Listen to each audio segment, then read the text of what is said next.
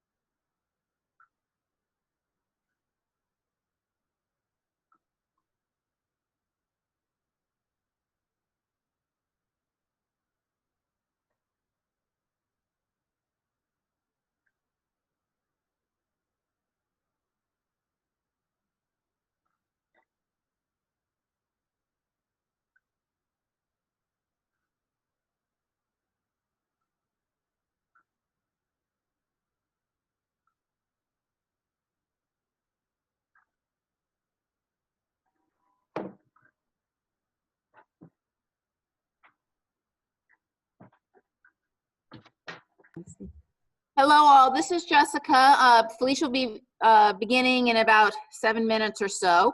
Everything looks good. Are you all seeing a screen that says Kendall at Lexington 2021 budget? Thumbs up if you are. Yes. Okay, and you can also see me as a little square. On my screen, you're there.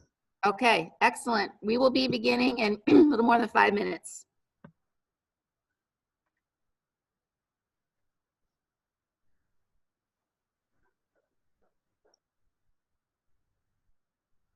Gosh, I hope I.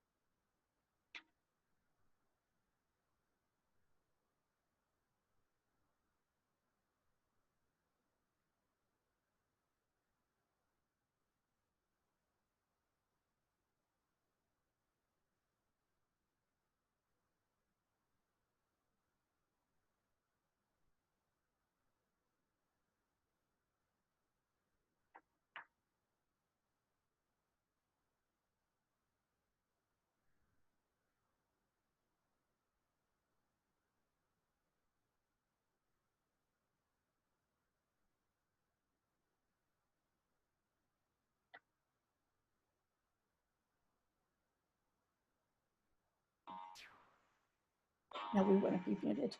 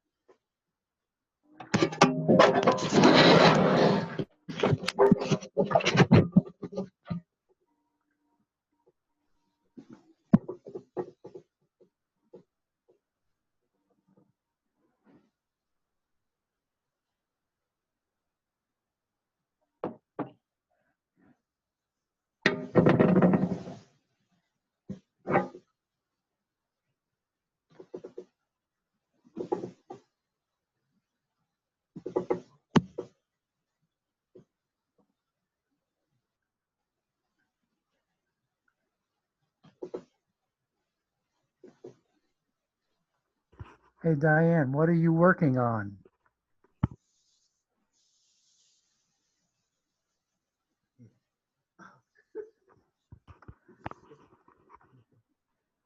Thank you.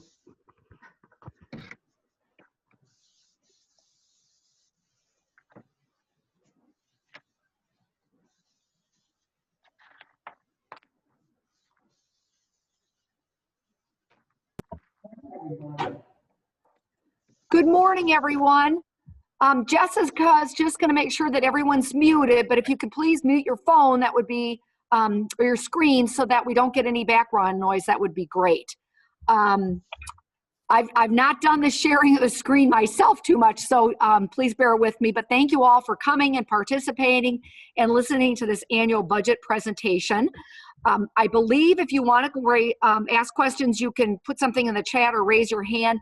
Jessica will then have to let me know. So I don't mind questions throughout. You can wait to the end. That's fine. If I can't remember something or if I can't answer it, I will make sure that I get back to you. Can folks hear me okay? Okay, great. Looks like they can. So I'm going to get started.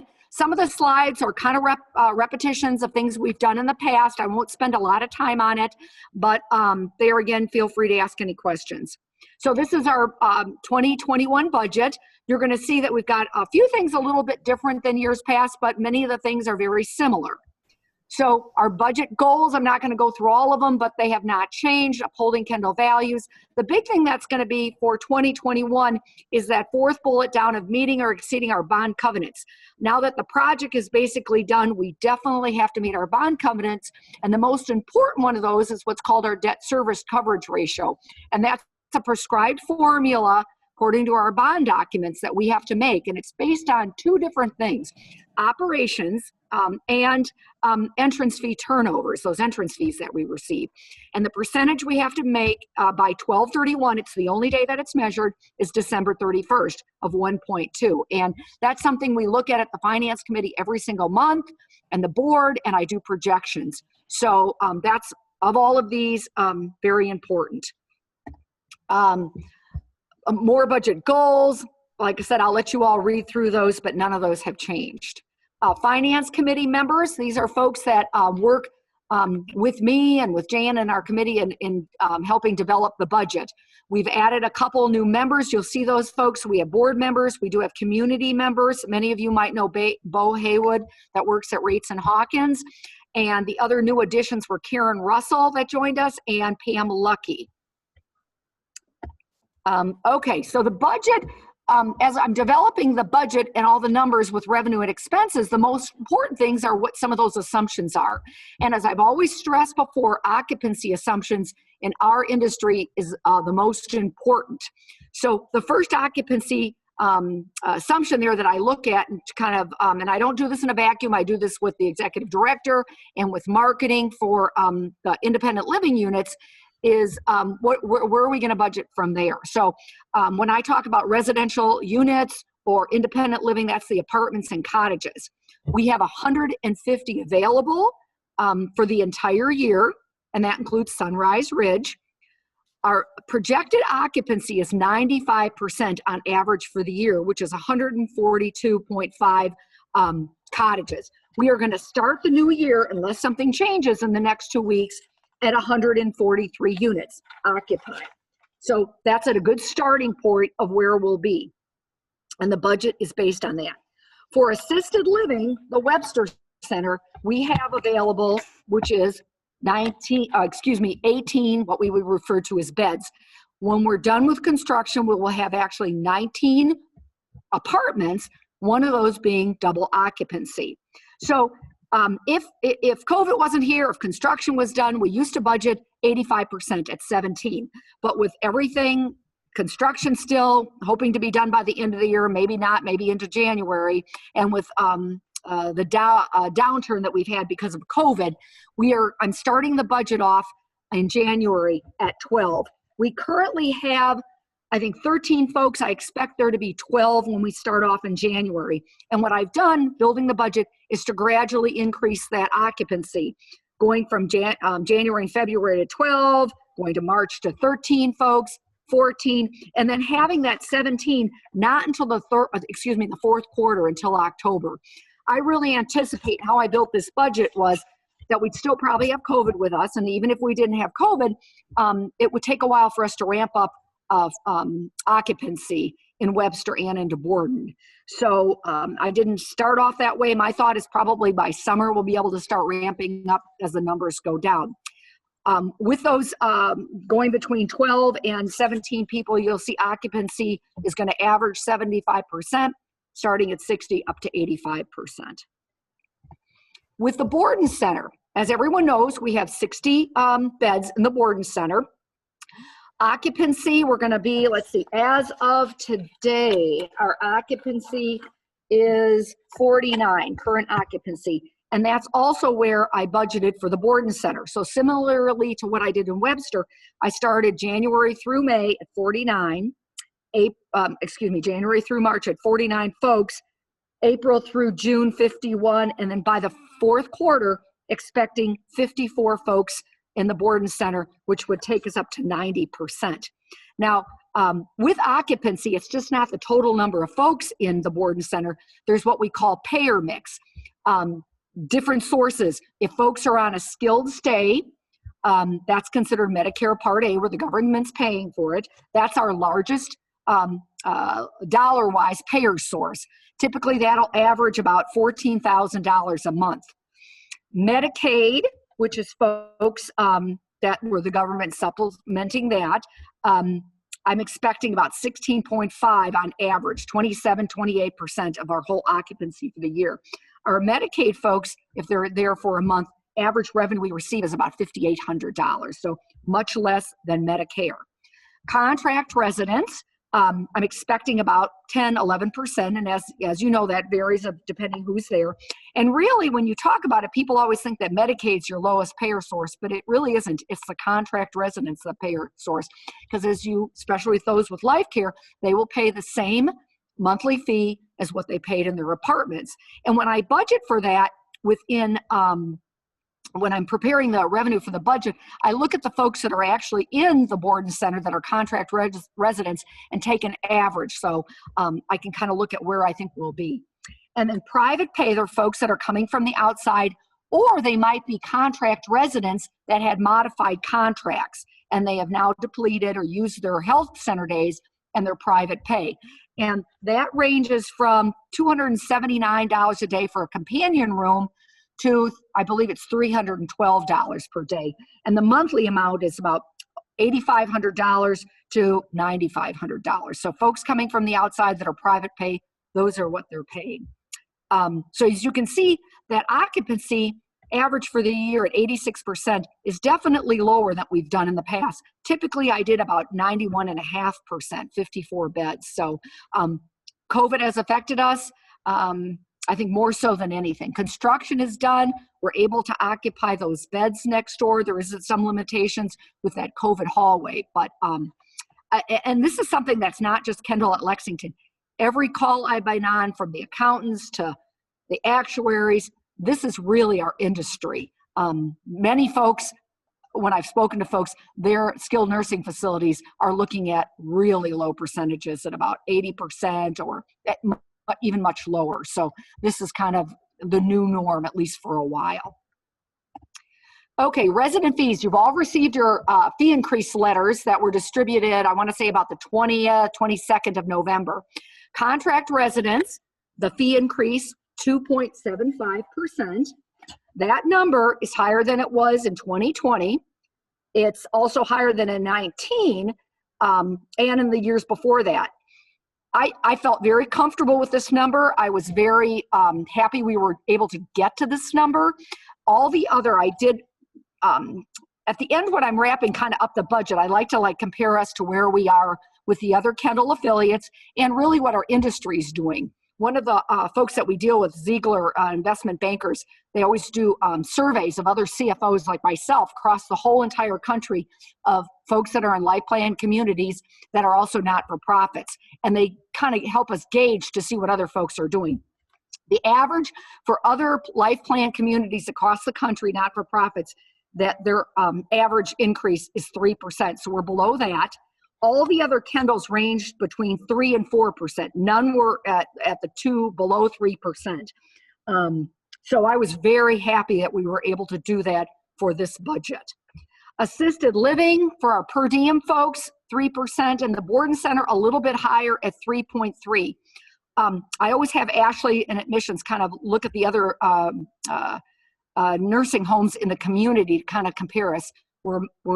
Our fees are much higher. I think we offer a better product and everything. But the reason it went up a little bit more than I typically have done is I've decided to, instead of in the board and center charging folks for telephone and for cable, I just decided this would be more of an inclusive fee. It was just much more not making sense to do that anymore. So those were the rates. Like I said, that shouldn't be a surprise to anyone. Now, looking at the actual budget itself, looking at revenue here for the year, I typically do most of the revenue. I really do all the revenue projections. But there again, as I mentioned before, when I'm looking at contract resident fees or occupancy and in those Webster and Borden, I don't do that in a vacuum. I also would consult Brandon as our health administrator and Jessica in marketing. So our residential fees, that's revenue coming just from independent living, that $8.7 million. Besides just occupancy at 95%, I also have to kind of estimate how many folks will be double occupancy, where there's a second person in that unit, and how many folks are life care and modified. So I've done that. The residential fees up about 1.5% from the budget from the year before.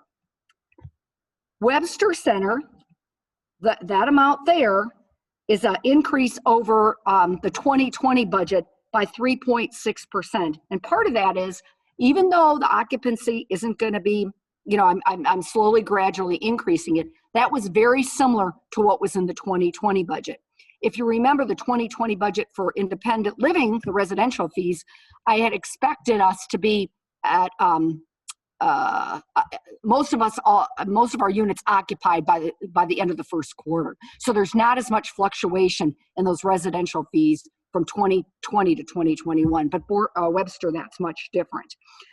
In that budget, I've got 2 per diems, folks from the outside, built into the Webster Center. And when we bring folks in from the outside to Webster, they're paying a much larger fee than our contract residents. On average, about between $6,000 and $7,500 folks are paying the monthly fee in Webster. The Borden Center, as I mentioned, with those different payer sources, I've increased that budget just slightly from the year before, less than 1%. There again, because occupancy isn't going to be where I expect it to be. But that's the $5.3 million.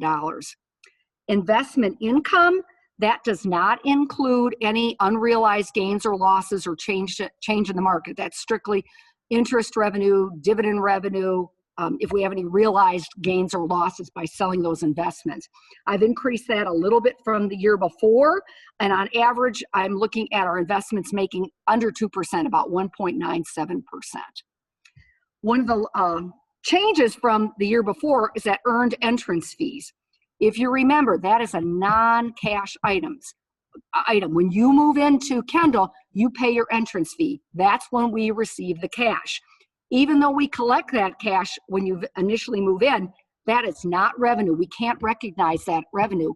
That revenue has to be recognized over a resident's life expectancy, because that's kind of the basic accounting principle of matching. The next 15, 20 years that a resident lives here, they're incurring expenses. We match that revenue with that. So the earned entrance fees last year were, I believe, 3.2%. I expect that to be larger. We have more folks here. Folks have paid larger entrance fees. And in addition, that includes what we call any termination income. If someone passes away, anything that's left in their of that entrance fee, that's not a refund, that doesn't have to be refunded, is then revenue to Kendall at Lexington. No increase in cash, but if we have, this year we've had quite a few deaths in our community, a lot. So my termination revenue is very high this year.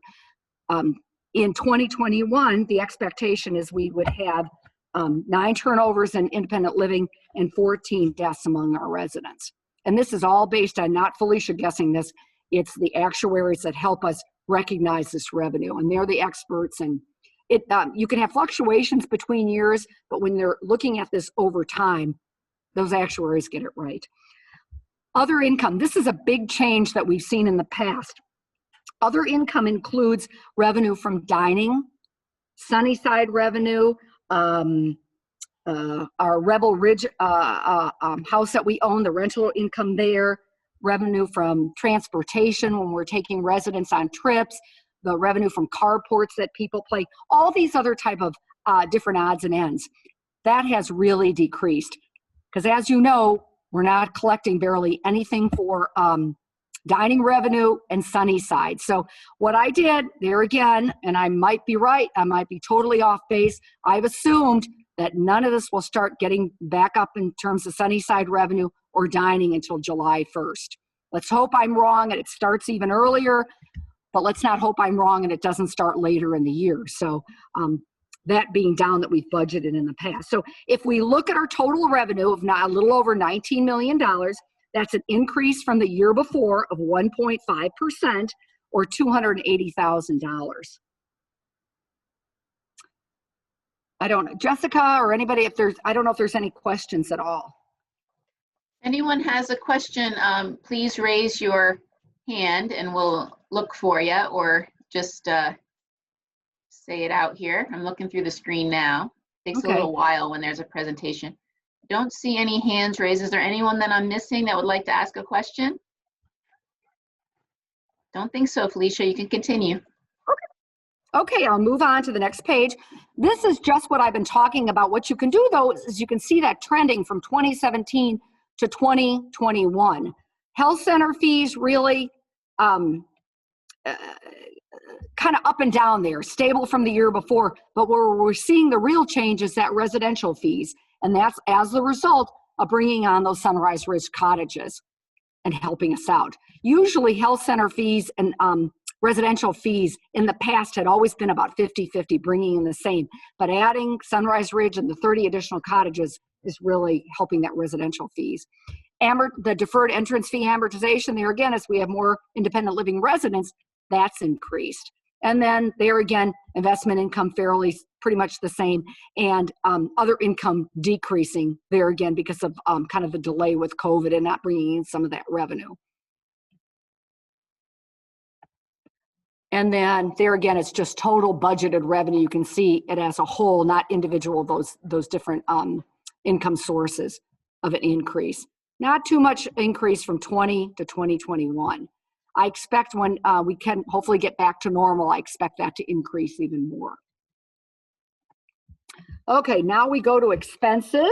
And this is where I got to look at my notes too, because I can remember some of this, but I don't remember everything. So if we look just at the bottom line to start with, a little over $19 million. Last year was almost $19 million. So we increased by $241,000 or 1.3%. In those expenses, just to kind of familiarize everyone with their general and administrative expenses includes all the administrative expenses, the copy machine, wages for all the admin staff, just kind of those bad debt, all those type of things you would think about. It also includes any expenses for human resources and Megan's department, marketing, Jessica's department, IT, so all the computer stuff that we have in that area, includes philanthropy, which is a very small portion, and a department we set up last year just to consolidate it. They weren't new expenses at all, but we just took them from other areas, which was risk, compliance, and safety. We set up a separate department so we could kind of keep track of those, of what we were spending in that area. So all of those wages are included in that almost 2.6 million. That includes also wages for those departments. Wages for that administrative staff down by 1.5%.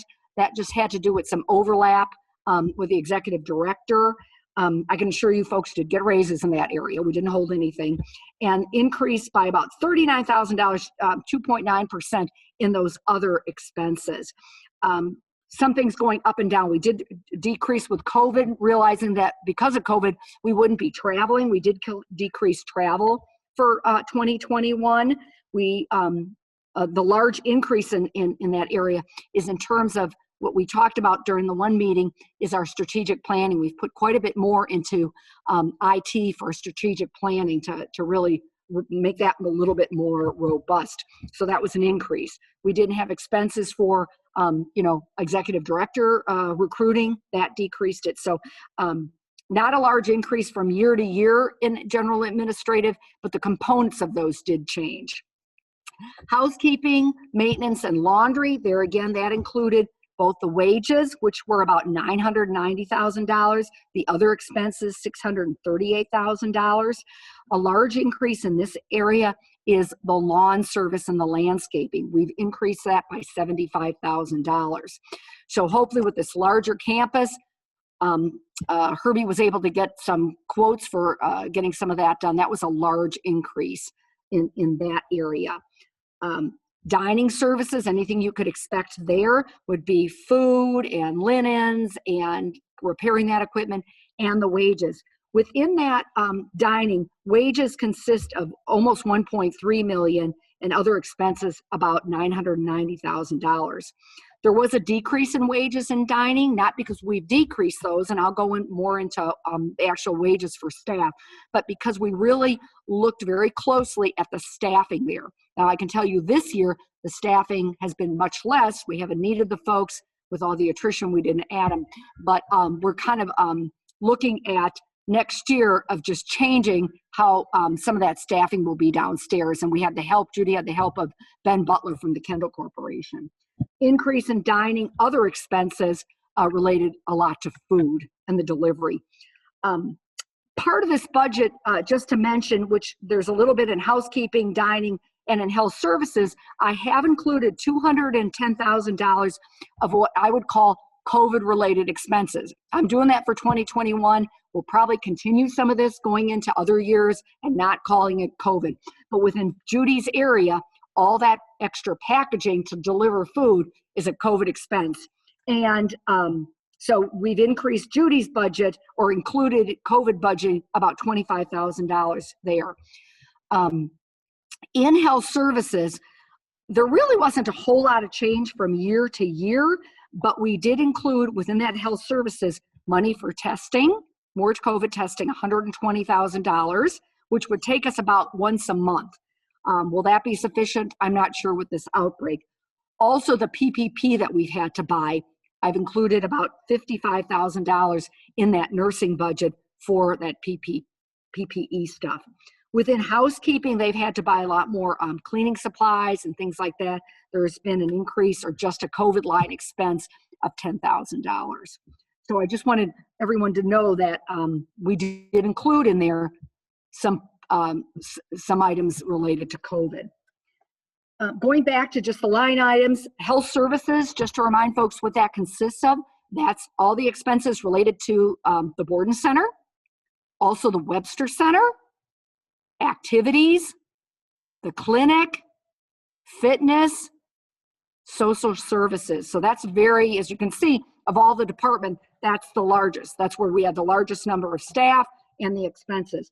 Of that 4.5 million, wages are almost 3.4 million. There again, all that service for all the folks that are there taking care of residents.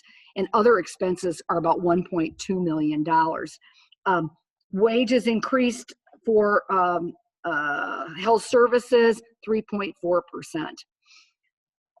Let's see, just to say other large changes within some of those areas. We have seen, this is the second year in a row, our property insurance. The industry has just gone crazy.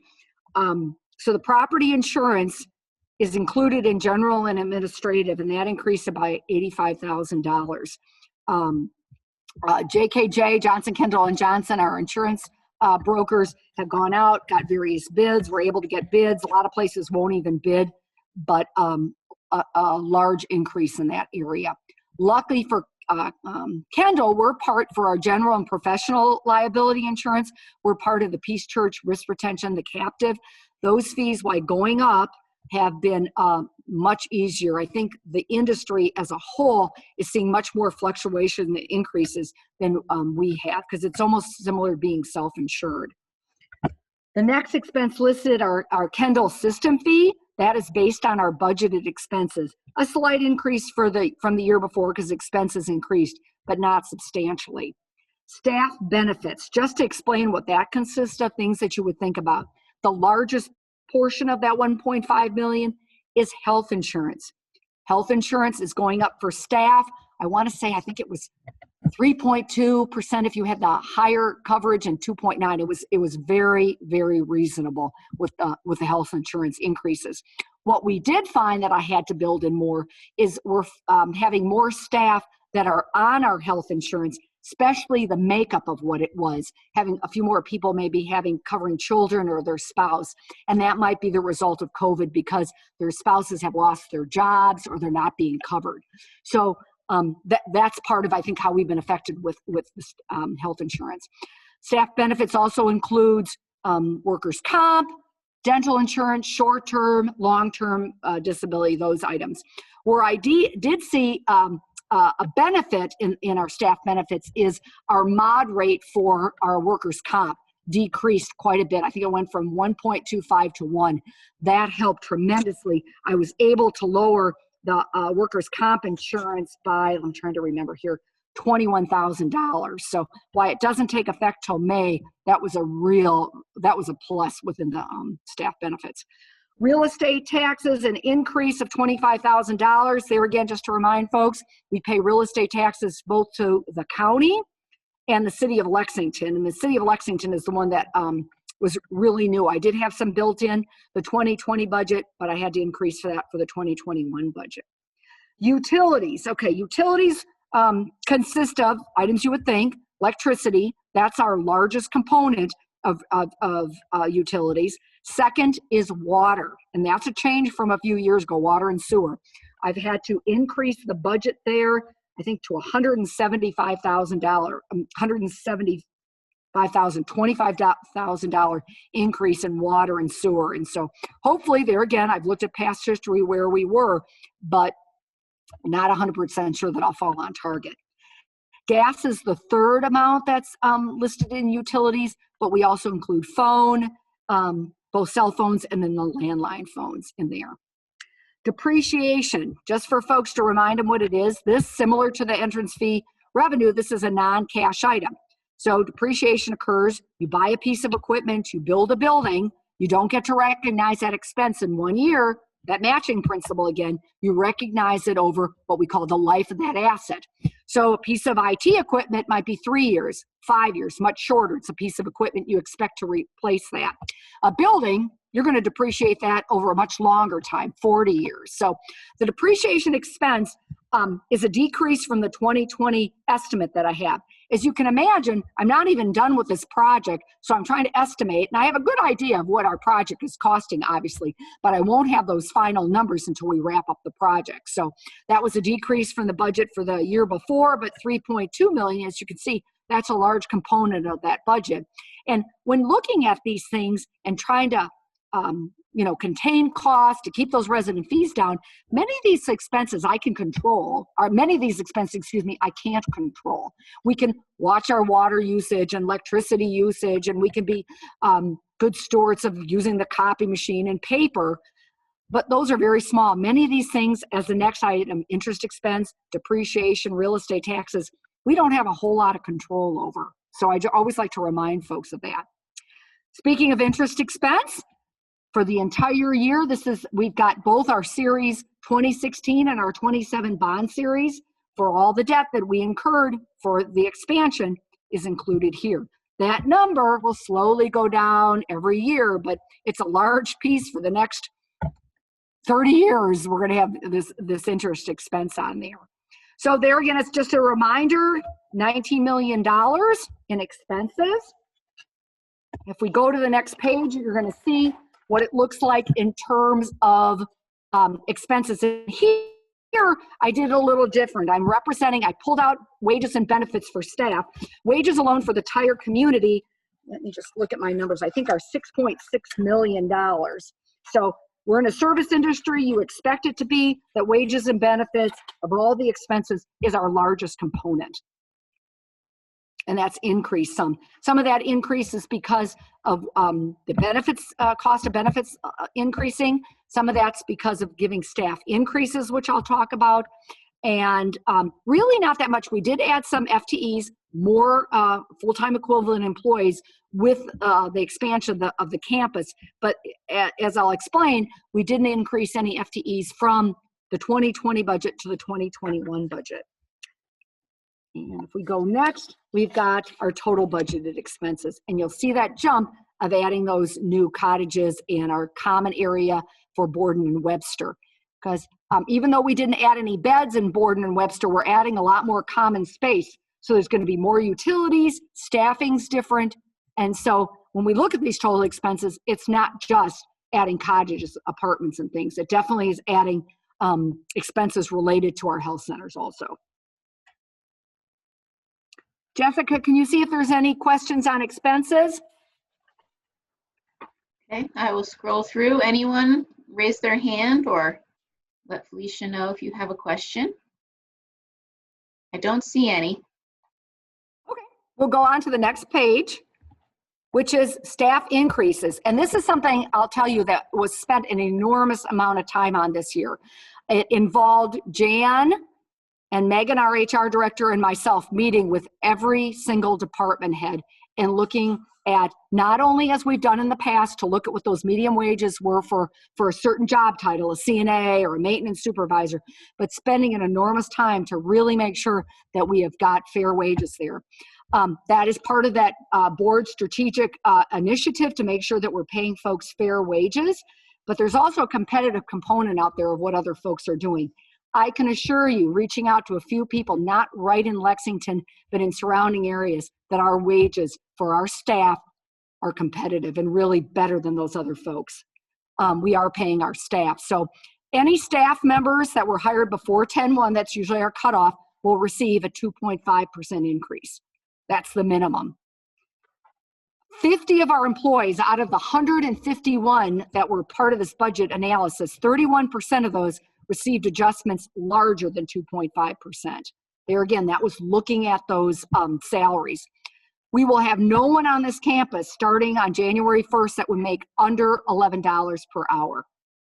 No one. So minimum wage is going to be increasing until 2025. We're kind of ahead of the game. I don't think this $11 was required. I can't remember if it was May or next January. I think it was May, and the next January, I think it's going to be $12 per hour. So we've got a little head start on that, and part of it so the budget can absorb that and we don't take such a hit next year. So I feel very comfortable with what we've done. We set up for CNA salaries, nursing salaries, maintenance, and housekeepers and wait staff ranges. So if someone is starting here, we've got starting salaries with experience. We have another rate, and that's something, again, that Megan, our HR director, worked with those department heads. So I feel very comfortable, and it was a good process. It was extremely time consuming for us to meet a lot, but well worth of what we had done. So total wages, again, $6.8 million, an increase of 1.5% from the 2020 budget. And if we go to the next page, you'll see what I refer to those FTEs. So while we have probably about 160, 165 employees, many of those are part-time. They might be PRN staff that only work when they're on call. FTEs is, if you took all those, divide them by 40 hours a week of how many FTEs you've got. The budget for 2021 is 142.5 FTEs. Last year was 146.5. So we've decreased our FTEs by 4. And as I mentioned, that was all in dining. You can see that by just how we've looked at the staffing down there. Housekeeping and maintenance, looks like housekeeping increased and maintenance decreased. All that really was is to reclassify our floor tech from maintenance, and now it's going to be in the housekeeping department. Most of the others, very little change from the year before, and it really was all in maintenance. And I'll go to the next page. Okay, so this is our bottom line. So we've got total revenue of $19,163,504, our total expenses of $19,162,599, a gain from operations of $900. Not a whole lot. Now it's, I know. Yeah. And one of the comments here is, well, it's as close as you can get. I can remember, and if Hardin Marion's on this call, that one year I think we had $86. So a change. Better than the last 2 years. Last year's budget, we had a budgeted loss of $39,000. 2019, because of the project, we had a budgeted loss of $227,000. Now, I always get fussed at by the finance committee saying, you guys beat the budget. We do. And why I'm confident with this budget, it's also a little scary. It was difficult budgeting this year. There again, I'm not alone. My colleagues all feel the same. With COVID, occupancy, all the uncertainty, I'm not sure. But the managers know their compensation budgets for their staff. They were integral, like they always are, in the budgeting process, even more so. We felt like we were reasonable with those managers, and they agreed to it. So we're going to make this. I'm confident of that. And if we go to the next page, the last piece is our capital budget. I don't know what I did with my detail on the capital budget stuff. I've got it here if we need it. So our capital budget is much larger this year than in the past. $2 million.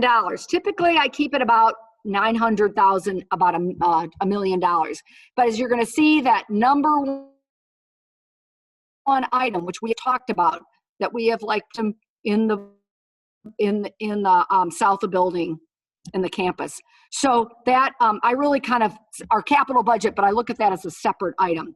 In addition, the resident request, that is a new sound system here in Kendall Hall, including, let me get my piece of paper here. Just so I get it right. The streaming video and here. So one of the items that we thought was a request and would benefit all residents is to have that sound system here in Kendall Hall.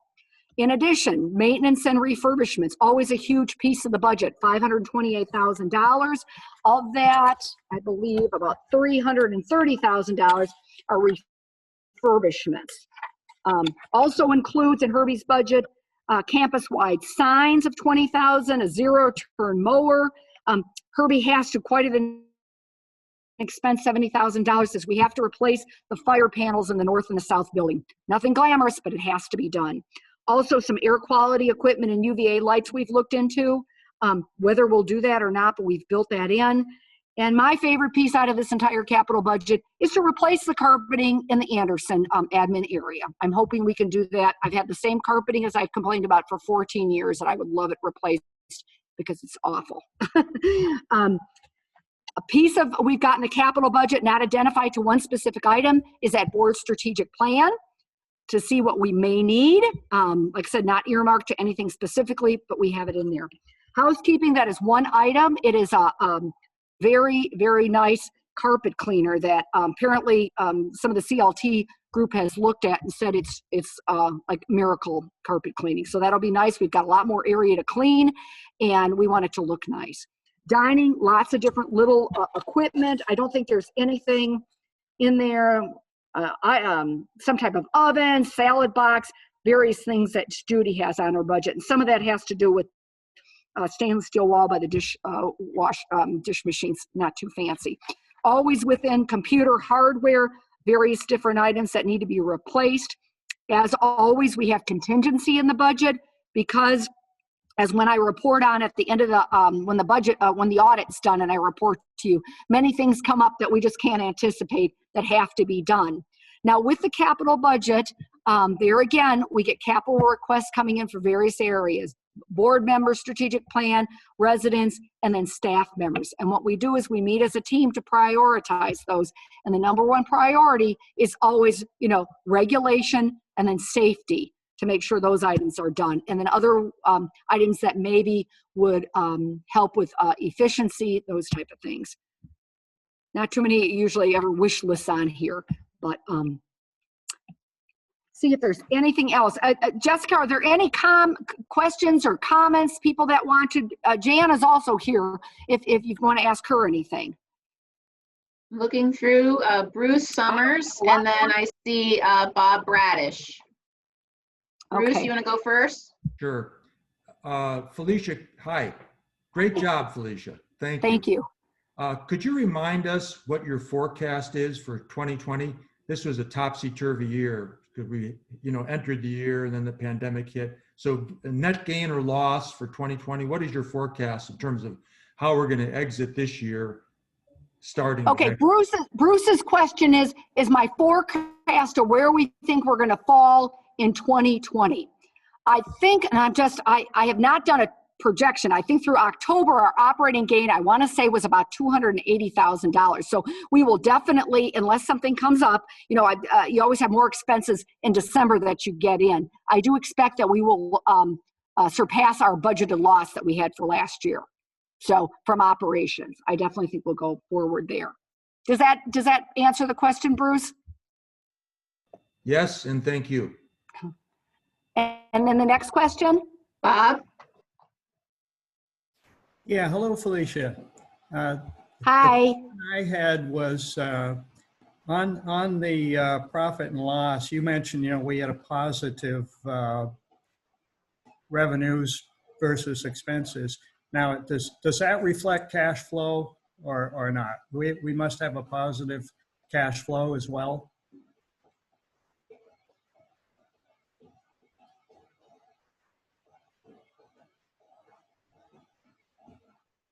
with cash.